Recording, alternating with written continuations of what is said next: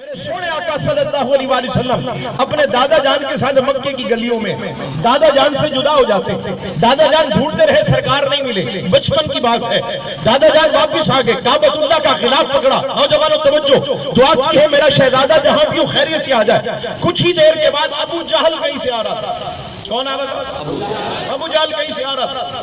اس نے میرے کریم آقا صلی اللہ علیہ وسلم کو دیکھا، اس نے اپنی اونٹنی بٹھا دی، اس نے اپنی توجہ کرنی، جا کے سننے جملے، اس نے اپنی اونٹنی بٹھا دی، اس نے نبی سمجھ کر نہیں، اپنا بھتیجا سمجھ کر کیا کیا؟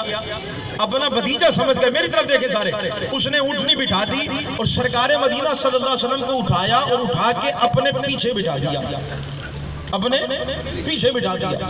اب ابو جہل نے اونٹنی کو چلنے کے لیے کہا، لیکن اونٹنی نہیں چلتی۔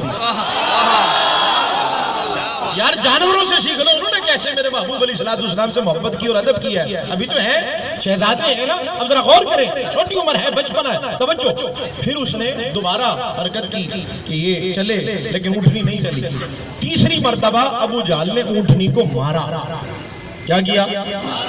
جب اونٹنی کو مارا نا نوجوانوں، تفسیر اٹھائیے سورہ والضحیٰ کی، جب اونٹنی کو مارا نا، اللہ نے اونٹنی کو بولنے کی طاقت عطا فرما دی۔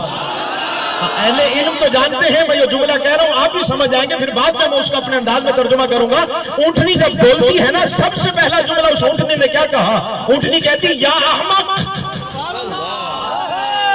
اتنا تو یار آپ سمجھتے ہیں ماشاءاللہ، اس کا ترجمے کی ضرورت نہیں ہے۔